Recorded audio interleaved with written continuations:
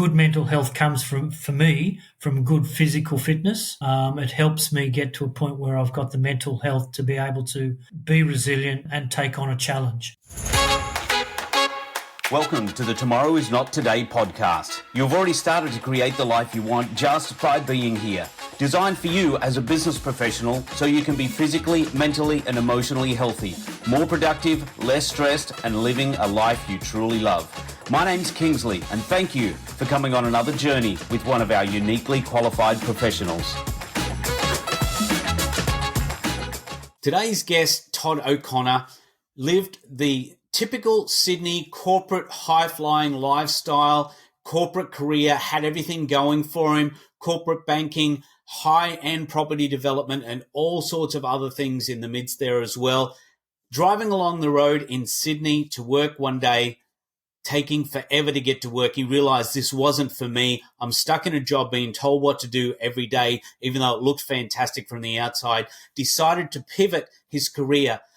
Ended up buying surf stores, owning a number of those, and changing again a couple of other businesses to where he owns another business today, helping a lot of other career people in their small businesses as well. You want to hear this story because it's going to take you from maybe where you are today, learning how to pivot, the thought process, the mindset that goes into pivoting, and the difference it can make in your life. But you do need to take courage. Good morning, Todd, and welcome to the Tomorrow is Not Today podcast. Thank you for joining us today. Good morning, Kingsley, and thanks for your invitation. Looking forward to it. No, me too. Just catch up the other day, and what we've been talking about over a little period of time has been very, very interesting to me. And it's certainly, I want to get your perspective on things because I think it's a little bit different perspective to what a lot of people have. But at the same time, there's a lot of people going through the phase of life that you've been through. And I think it can help with some of the ways of pivoting, not pivoting, decisions to make, not to make, and that sort of thing. So, sure, absolutely. Yep. Todd, currently your business is My Pharmacy Appraisal. That's what it's called, isn't Correct. it? Correct. Yep. Yeah, just had to yes, remember the last My Pharmacy name there. Appraisal. My Pharmacy Appraisal, which is fantastic, but it's not where you started. And that's what I want to go back to. So to hit us off, like we like to in this podcast, straight up tell us, how do you know if it's time to pivot in your career, especially if things are going really well for you? Yeah, look, interesting question, Kingsley. And my career pivot, my big career pivot happened probably in my mid-30s. I'd been a corporate and merchant banker for many, many years and had been headhunted across to one of my major clients. And it was still very much in that corporate finance role that I was in. But I'd found myself in a situation where, although enjoying the fruits of my labour with respect to status and income, etc., what I was finding was that I was leaving home in the morning and my small children were in bed, and I was getting home in the evening and my kids were in bed, and often I'd have to attend events on weekends and things like that, and it was. It was just not it was not in my makeup. It wasn't what I wanted to do. In fact, it was one day driving along beside on Grand Parade at Botany, and I think I'd travelled from the Shire into the city in Sydney, and I think I'd travelled about 2 or 3 Ks in about 40 minutes and in traffic, and I just said to my wife later on that evening, this is not me. I can't see me doing this for another 15, 20 years. This is not what I want to do. It's time that we created something for ourselves. And I think what it really comes down to is basically having the courage to back yourself, to know that, you've already picked up some good skill sets and you've got a fairly reasonable understanding of how life works. So we decided to pursue something that essentially was my passion, which was surfing. And so we ended up purchasing and owning several surf stores on the Sunshine Coast for about 14 or 15 years. But back to your question, that it was really, it wasn't what I was doing was enjoyable. There was great status, there was great money, but it was tearing away at me on my insides around what I really wanted to do with my wife and with my family. And so the time came to make a pivot. I think it was absolutely, apart from marrying my wife and having my children, the best thing that I could have ever done. It's really interesting, Todd, how you go there, because I think a lot of people are in that position where they've got the status, they've got the money, their career's looking good, and from the outside, a lot of people will be going, wow, that's amazing. I'd love to be in that position. But while that's going on the inside, it sounds like there's a bit of a turmoil going on, and almost like you didn't want to be there. How long did it actually take to get to that point where you made a decision? Well, look, it wasn't actually all that hard. Where I'd gone to was an exciting role, and we were doing some really high end finance sort of things, but it came with a lot of pressure as well. So there was the pressure of what was going on with my family life, but also pressure in that corporate world.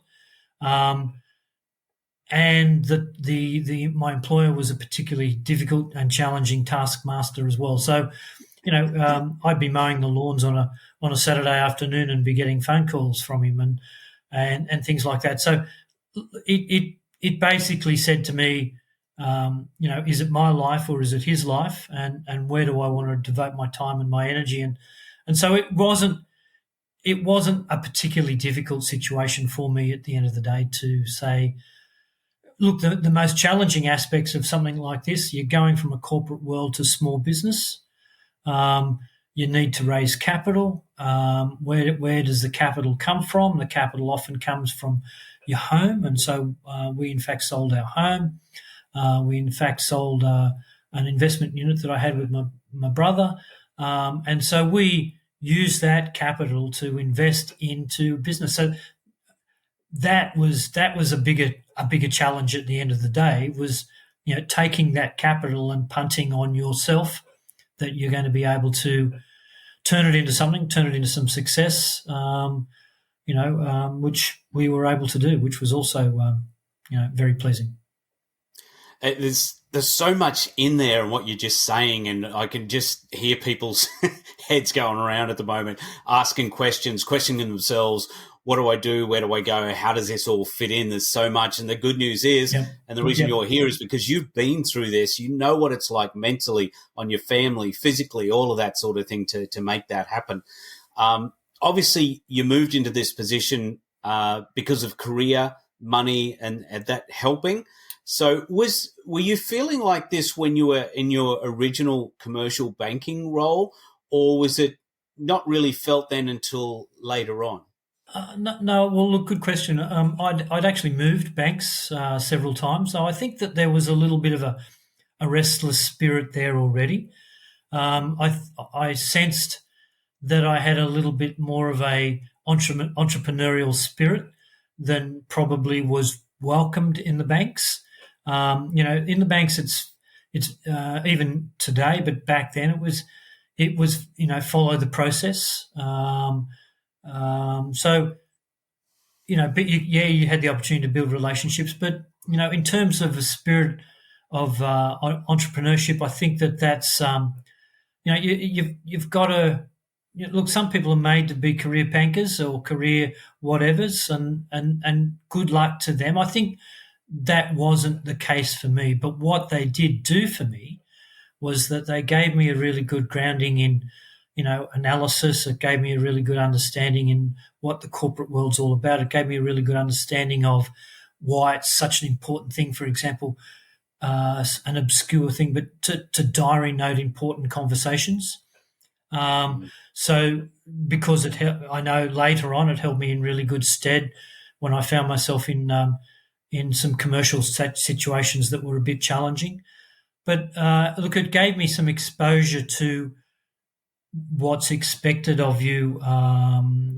When you go out there and you sign personal guarantees and you sign up for large amounts of debt, et cetera, et cetera. You take on a director's responsibilities that go with all of that sort of thing. So there's nothing wrong with absolutely the grounding that I got in a commercial bank environment. It was how to work with all sorts of different people, the chain of command, how to prepare submissions and papers that would get approved, so that they were well researched and well thought through, and then to be able to take that and bring it into a small business environment where I went through a process of going through exactly what I would expect a client to be able to produce, but at the same time, not smart enough, but understood that I needed to get good advice from an accountant, good advice from a solicitor, but recognising at the same time that they would give you good accounting advice and they would give you good legal advice, but that's not necessarily commercial advice. It's like that's that little grey area in the middle that you work out whether or not they'll tell you all of the risks. You work out whether or not you've actually been prepared to accept those risks, etc. So I think commercial banking gave me a really good understanding of mapping that transition out, and then really joining the client that I was headhunted across to, and then finding that my time was his time, sort of triggered me to go across to, okay, time to really test my entrepreneurial skills and my entrepreneurial spirit.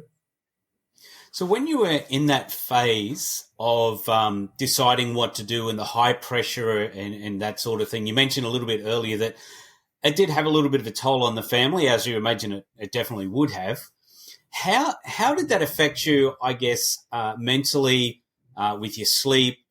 I know you're a fairly fit sort of guy. How did that affect your routines and all that sort of thing? Could you have them in place, or was that sort of a little bit dictated to from an external position? And you've sort of hit the nail on the head there a bit. I know that I do my best work when I'm at my fittest, and that can be good mental health comes for me from good physical fitness. It helps me get to a point where I've got the mental health to be able to be resilient and take on a challenge. And that's been my mantra, and it's been my doctrine since my commercial banking days. I love sport. I love my swimming. I love, for example, back in those days, I was big into footy, soccer, touch football, all of those sort of things. Anyway, whatever it is, you're into it. Yeah, and just found that that enabled me to maintain a level of mental health that I needed to maintain to be able to take on those challenges. And look, the interesting thing that comes out of, okay, you're leaving a corporate environment where you're working long hours and you're often called upon on the weekends. What's going to be the difference when you move into small business? I mean, I moved into retail. I moved into surf store ownership in retail. And what's going to be the difference? Why do you think, Todd, all of a sudden moving from that to that is going to alleviate your problems with respect to spending time with your family? But look, the honest truth of that is that as a small business owner, you can walk away when you want to. You can set aside time. You can train people to step into roles as managers or as understudies, and so you have got the opportunity to drive your kids to school in the morning, to leave work a little early and go and pick them up and do some rugby training, or to go and watch some netball being played, to share those responsibilities with your wife as your kids grow, whereas you're just not able to do that in in a corporate environment. Those opportunities. Look, that might have changed a little bit with work from home, but that wasn't the case around when I was in the corporate world. Yeah, and I think for the most part, it's still not as flexible as it was. And I must admit, that's one of the things I love about being self-employed is you can get to do those things when you want to. So Yep. a good example, even just today, is my daughter. It was her birthday yesterday, but she was off with friends camping at Moreton Island, so I didn't get to see her. But I took off this morning and went around and just spent a couple of hours with her this morning, and just doing that in her house. And just having the flexibility to be able to do that is a phenomenal thing. And I think one of the things that people see as well is if I've got this corporate and things are going well financially, it's good, and I'm climbing the ladder and it all looks good, and you got the toys and all that sort of things happening. But I think an alignment of values is one of the most important things we can give ourselves in a career or what we do with our life. And it sounds like that's what you decided as well. When you change from, it's a big change from big corporate finance through to surf store, small business owners. Yeah. Well, look, there's challenges there's awesome challenges in the world that I was in, but there's just as many and just as rewarding and just as many fantastic challenges involved in small business as well. It's it's what's driven us, my wife and I, in our years in small business was, we loved the challenge, but we loved the relationships that we built with people as well. I was a relationship manager in corporate banking, and I enjoyed developing those relationships. But it was no different moving into the surf industry and into retail. We had some fantastic young people work with us, and it was one of the most rewarding things that we could ever have done was to bring young people through from 15, 16-year-olds right through till finishing university. We literally had over 100 people working for us over that period of time. And, we're still in touch with them many years later, and watch them grow and start to have their own families. It was incredibly rewarding. But then the challenges of, making sure the cash flow challenges, the meeting your commitments, meeting deadlines, meeting timelines around stock buying, getting your head around all of those new, it was I basically became apprentices, even though we were business owners as in the retail trade. But we went on to win many, many awards as a result of that. It's just about application. It's just about passion. It's about enjoying it. But the other thing was that we were able to bring up our kids in it as well. So our daughter Lauren and our son Ben both became employees and enjoyed the experience as well. So yeah, nice. It's a great environment, small business, as is corporate. It's just a matter of my brother is a case in point of a corporate banker that's done that his entire life, and he's obviously enjoyed it and done well out of it. Just wasn't the case for myself. And that's. I'm glad you mentioned that because I want to go back a little bit because there's obviously certain people who they love that corporate lifestyle and they don't want to do anything else. They love that, and which is fantastic. So, for those types of people who do love being in that place, how do you get through? Because obviously there's a lot of mental toughness you have to have there, and a lot of resilience you need to be able to have. Just the same as there is in small business, but it's a different feel. It looks a little bit different, I guess. How do you handle that sort of thing, and how do you get yourself in the right position to be able to keep going when that happens in a corporate role where you don't have as much, I guess, time flexibility?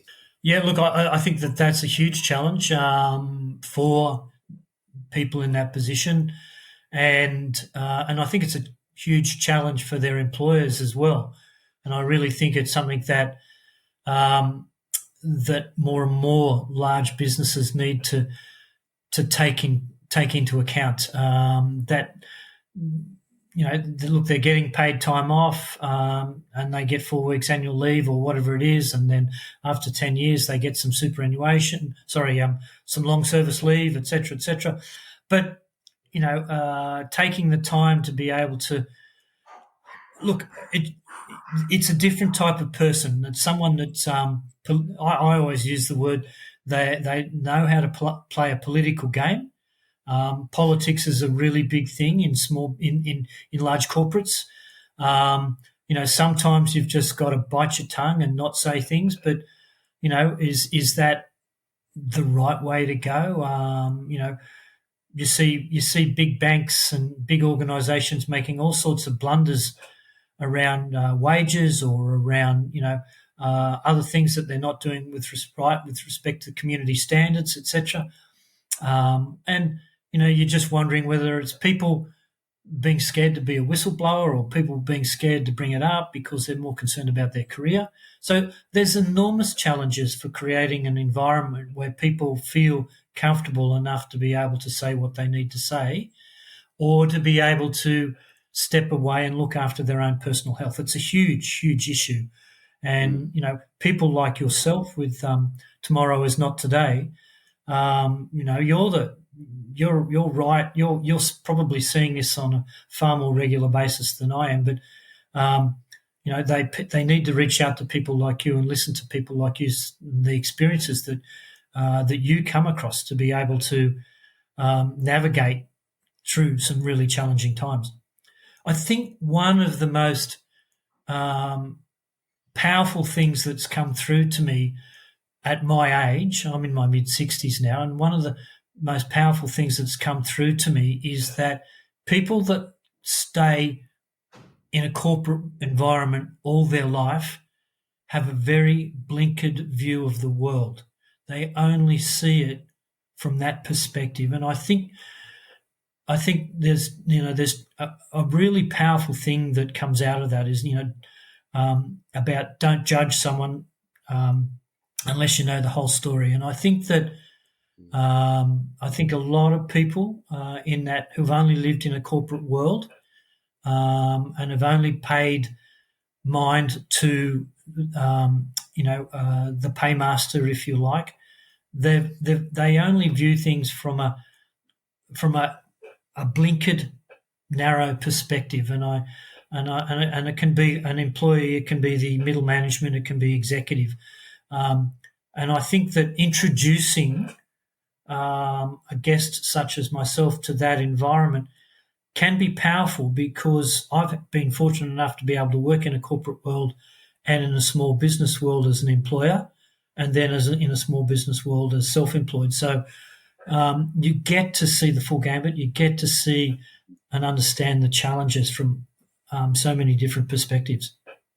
Yeah, it's a very good point that you make about having a blinkered sort of view on things. And that is in particular, if, like you said, you've had all those different 3 experiences, but not everybody does. And even with you're in small business in a particular industry or whatever, it is very, very easy to see things just from that angle. And that's one reason I encourage people as often possible, get out of your comfort zone, go and travel, go and talk to people. If you want to learn how to market your business, go to a business that's in a completely different industry and have a look what they do. Yep.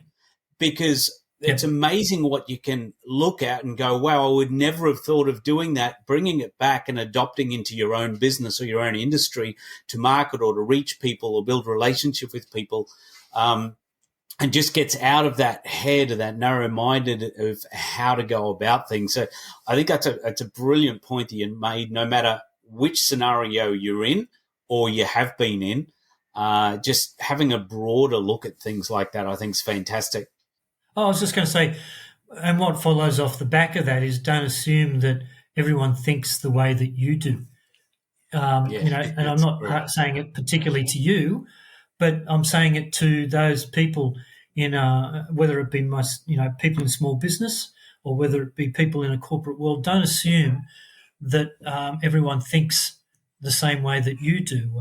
I had a really interesting situation not long ago where we were buying pharmacies, and and someone heavily involved in our team was quite aggressive. How he went about it, and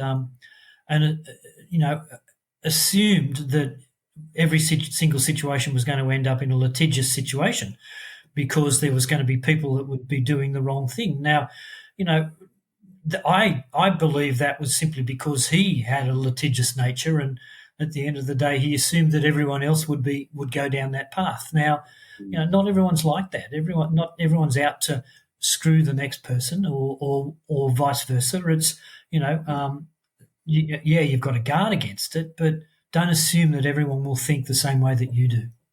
Yeah, no, it's a really good point, especially when you put it into those scenarios you're talking about how people think around those lines as well. And I think now people are starting to change the way they approach things in business to a large degree. Not everybody, obviously, but a lot of people are having, I think, a more an approach like you do, is like, no, we don't need to go down that track. There are other ways to work things through and come to agreements and things like that as well. And that's what I do like about your approach to things, is it can all work together for good for everybody if we approach it the right way. I love how you go about things that way. So now tell me, so you're coming out of the high corporate, high stress area, and then you go from Brisbane, from Sydney, in the middle of Sydney, through to Sunshine Coast surf shops.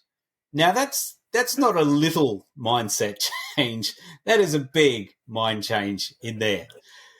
Tell me, how did you adjust to that?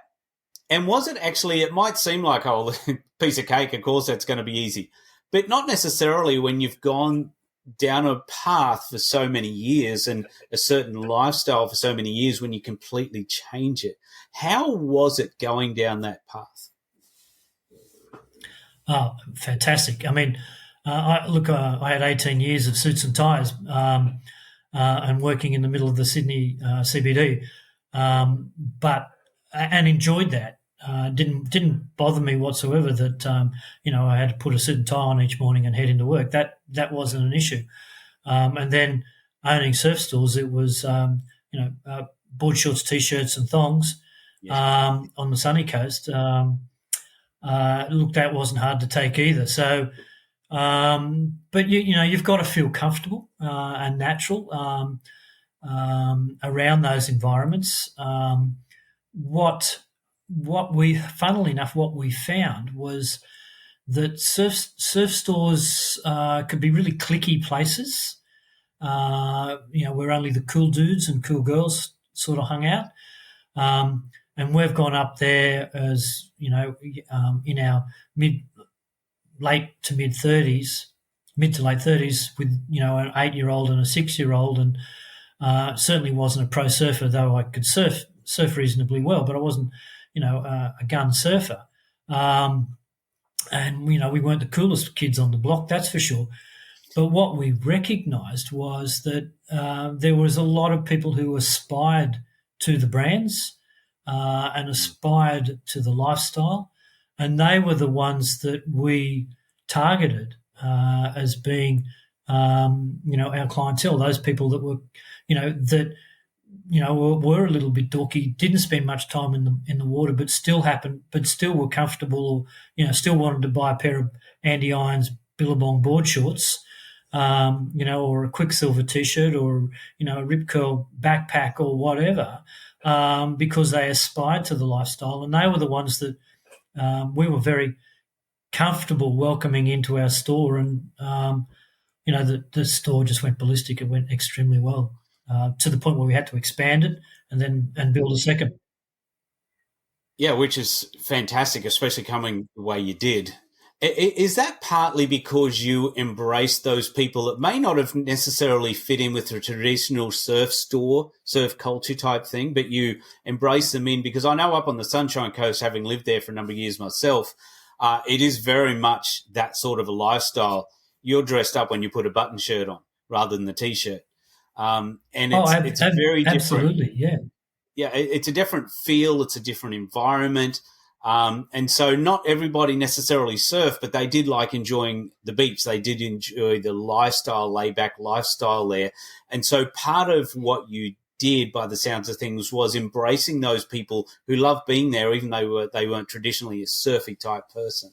Correct. Yeah, absolutely. It was, people up from Brisbane, people up from Victoria and Melbourne on holidays at Mooloolaba. They were up there to embrace the lifestyle, and we were happy to be a part of that journey with them. And so it didn't sound like it took you too long to embrace that lifestyle yourself, get involved with the people, the lifestyle, I guess the atmosphere, the beach culture, and that sort of thing for you. Even though you're a surfer, obviously the beach was not foreign to you, but for you and for your family and your kids, you sort of embraced it fairly quickly. We did early on. One of the new experiences for us was to become buyers. So we would be, you'd be buying, next season's product in advance on indent, essentially. So you'd be buying, anywhere between 3 and 6 months in advance, and you'd be doing it out of range books and out of, samples and things like that. And fortunately or unfortunately, very early on, I had to go to a women's range showing because my wife wasn't available. Traditionally, I'll buy the men's, she would buy the women's, and I got sent very early on to a women's buying one because she just wasn't available at that particular time. I came home with a range book. I'd sat and enjoyed watching a range, two young ladies show me bikinis and cut-off denim shorts for about 2 hours. Came home with a range book that had triple ticks through on every single item in the book, and I got banned from doing range showings after that. At least you got to enjoy yourself. So now, yeah, you had your surf stores, they grew, that all happened. Now, there's obviously pressure with a small business as well, especially when it's growing. You've got staff. How did you, take the staff and work with them to be able to get them to work with you and your culture as well? Because obviously, if you had 100 people working for you at one point, that's a lot of people to look after. What did you put in place for yourself? Yeah, look, it was 100 people over the entire time, or over 100 people over that entire. Yeah, but look, we interestingly enough, my wife was the employer, the recruiter, if you like. One of the questions that she would regularly look for in someone was whether or not they were they'd been, and these are young kids. These are, school-age kids essentially for a lot of them. Do you play team sports? So we were looking on a regular basis for young folk that had that had some, had a smile and some personality, and whether or not they played some team sports. So they understood that they were coming in and that they were going to be a part of the team.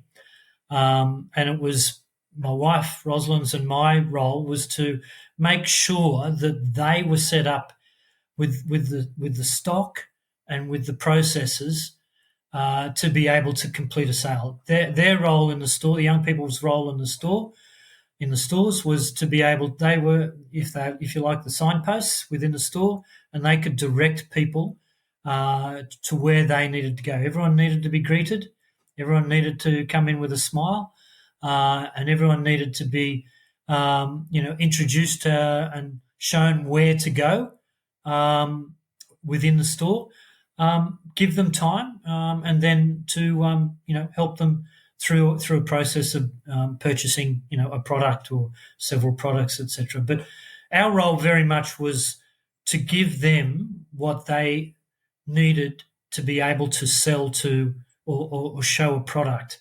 Our role was to get people into the store and to make sure that the staff had what they needed to be able to complete sales, etc. So, Yeah, look, it sort of wasn't rocket science in that respect. It was more, well, how would you like to be treated? A lot of guys don't like to go shopping. So, for example, one of the things we were one of the first stores to ever do it.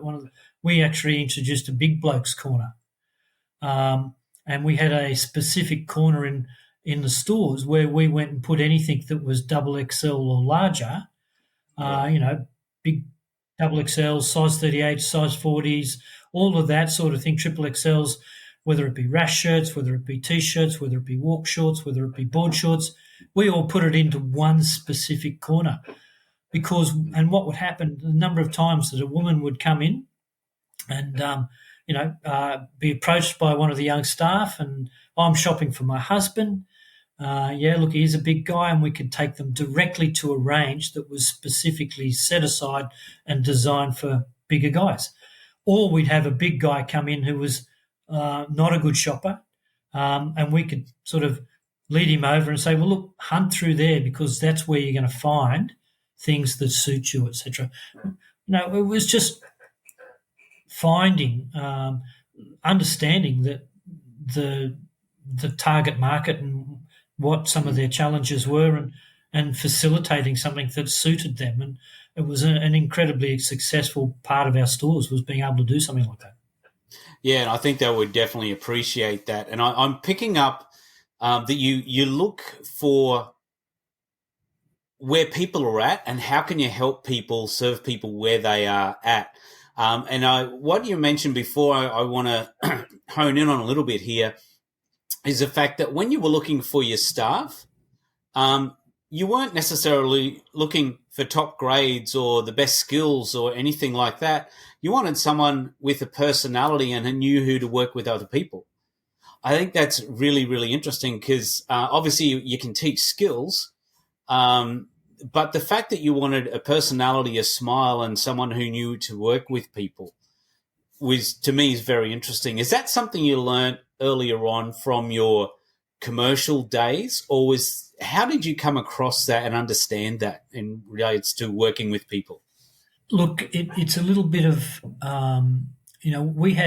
we had some. I can remember a particular young lady who came in that who worked for us, and very shy, but she was when you got to know her, she was engaging and she had a lovely smile, and it was about nurturing her and bringing out the skill set or the personality in her, so that she had the confidence to be able to approach customers. And I can remember she was in the store with one of our more experienced employees, and someone came in and they said, well, off you go and talk to this new customer, go and greet them and say hello. And she's going, no, I don't want to. I don't know what to say. And she said, well, just go over there, give her a smile and say hi and welcome to the store,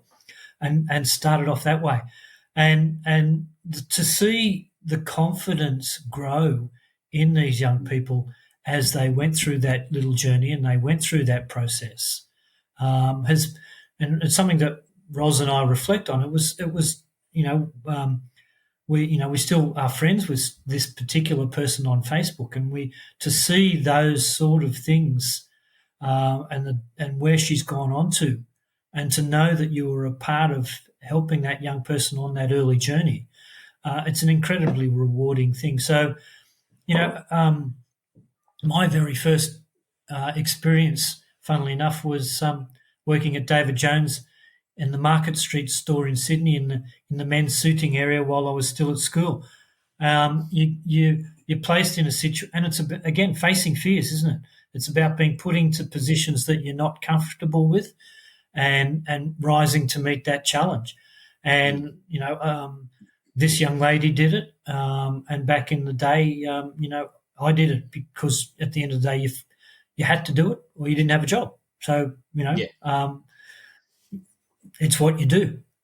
And it's such an important thing to do that. And it's, I think if people can take that away from this, as well as a whole bunch of good things that you've mentioned, but to step out of your comfort zone. If you are in a place where you're looking about, do I keep my career going? Things are going well, but it's not aligning with who I am. I want to express myself a bit more, spread my wings. I've got other desires, things I want to do. Maybe put a bit of a plan in place, have a chat with some people, but sooner or later, you're going to have to bite the bullet and do it. And there's no greater feeling than doing something that you fear and overcoming that and being in that place, moving out in that direction. And on top of that, what you just said about learning to work with other people, learning to just be bold in front of people, understand people, putting them in the right place. Like if a big person comes in, here's a section for you. We understand how you might be feeling. Here's a great place. We've made this comfortable for you. I think that's incredibly powerful. It's almost an oxymoron. You're making things comfortable for people, but at the same time, we need to get out of our own comfort zone. So to me, it's get out of your own comfort zone, but what can you do to make other people feel comfortable, wanted, I guess, loved, and in a place where people do want them there? Yep. That might seem almost a bit of a stretch from what's coming, but that's what I'm getting out of what you're saying at the moment. Look, it absolutely is. There were reasons.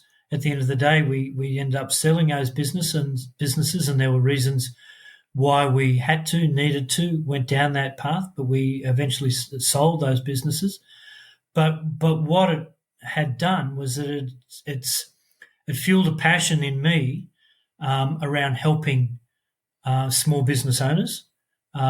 Because I understand, I've been down that journey. I've taken a lot of scars and a lot of challenges that have come through that, and I understand how time and capital poor small business owners can be. It's why I went on to create My Pharmacy Appraisal. It's why I went on to create 6 Foot Glass.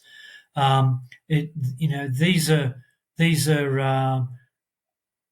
ways, they're platforms, if you like, that I've created that have taken all of those corporate banking and all those corporate experiences, and then later on all of my experiences in the pharmacy industry, on to a point where I'm constantly looking at ways that I can add on to those platforms so that small business owners, you don't need to subscribe. There's an awful lot of information on those things that you can get out of that can help small business owners. So, I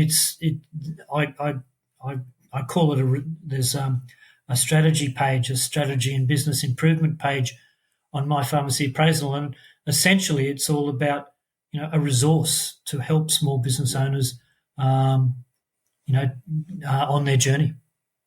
So tell us a little bit more about what you are doing now. We're coming to the close where we've got to wrap up, unfortunately, because time-wise. But tell us a little bit about what you're doing now and how it is helping people. I guess expand a little bit on what you were just saying there. Yeah. Look, the principal platform is My Pharmacy Appraisal. After I sold my businesses, I spent 12 years in the pharmacy industry. And essentially what that was doing valuations, looking at the values of pharmacies, buying and selling pharmacies, etc. So I got to look at a lot of P&Ls. I got to look at a lot of pharmacies physically. I got to learn to really break down and understand the drivers behind a community pharmacy. And My Pharmacy Appraisal's taken all of that analytical skills of my banking days, the small business skills where I was a retailer, and then those 10, 12 years looking at pharmacy. So it's about pouring the first two into the third, if you like, and then creating My Pharmacy Appraisal so that there's a demographic mapping tool on there. There's a SWOT analysis on there. There's business plans on there. There's an appraisal platform on there. There's a a strategy and business improvement platform. I'm part of it on there as well. So it's a resource centre for pharmacists that they can subscribe to. They can undertake an appraisal of their pharmacy. They can then sell. It creates an executive summary. They can sell their pharmacy if they wish to. They can look for a business partner or a junior partner to come in. They can use it as a landing spot to undertake a strategic review of their pharmacy. They might want to go in and have a really good look and understand what the demographics around their particular pharmacy is, and whether or not they've got the right branding for their pharmacy. So it's a real very in depth chest. Yeah, it's a chest of opportunities for someone to dive into and have a really good look. And so people just subscribe to it. Most people subscribe to the mapping tool, which is a partnership that I've got with a business called Geotech Information Services, and that was something that we put together when I was at Ramsay Healthcare, and it was a brilliant platform that would be too expensive for a community pharmacist to get to access. But what we've done is that we've made it accessible to a small business owner, to be honest, for $250 plus GST per annum. So it's a really great resource around mapping all the drivers that they can use within their small business, their community pharmacy.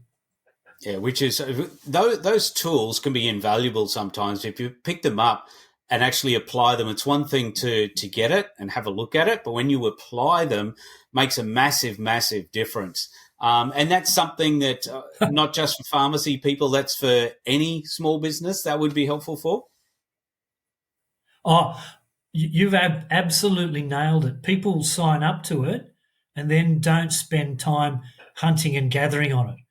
There is so much information on there, whether they're looking to acquire another pharmacy, whether they're looking to buy their first pharmacy, or whether they're looking to take their particular pharmacy and understand where they can use this particular tool for further business development, further understandings of their pharmacy. And for example, we did the census in 2021. So all of the data from Census 2021 is now being overlaid into all of this mapping tool as well. So it's a brilliant tool, but you're right. You've got to get on there and use it, and it would work for pretty well most retail environments, most retail situations. Okay, awesome. So Todd, as we come to an end, two more things, but I need to ask you a couple of questions. We always talk here about creating your ultimate tomorrow. So tell me, what is your ultimate tomorrow? I think my ultimate tomorrow for me is time with my wife, my children, and my grandchildren. Up here in Queensland, on the Sunshine Coast. Time with them, time with as much time as I can spend with them. Last Friday I was at my granddaughter's swimming lessons, and she, after the swimming lessons, we went with my daughter and the grandson, who's only 6 months old. We went to she's 2.5, and we went to the local cafe. And they've got a grassy area there, and she wanted to take her shoes and socks off, and her mother told her that she wasn't allowed to do that. That's my daughter. She wasn't allowed to do it, and so I joined her and I took my shoes and socks off. So she felt that she had a partner in crime. So she took her shoes and socks off, and she was, we got naughty together, and we went and showed. That's awesome. We went and showed my daughter, and my daughter took a photo of it and sent it on to my wife. But my granddaughter, 2.5, loved it that Papa had been naughty with her and took his shoes and socks off. And hey, that's my ultimate tomorrow. That's awesome. So tell me, how do you go about creating your ultimate tomorrow? Courage, resilience, humility, back yourself, speak, step out, as you've pointed out, face your fears, step outside your comfort zone. Have a listen to Tomorrow Is Not Today podcasts, because it's full of great tips and hints. It's that's what you've got to do. You've got to be able to, you've got to have courage of your conviction, have the resilience, back yourself, and seek some guidance, because we don't know it all. There's too many people who think they're the smart. Well, they probably don't think it, but they come across as smartest person in the room. Don't be that smartest person in the room. Listen to other people. Listen to those experiences, because they're invaluable. It's interesting you say all those things, and they seem like the hard things to do until you actually do them. And then you realize it's not actually that hard, but the growth and the learning and the wisdom you gain out of it is absolutely huge.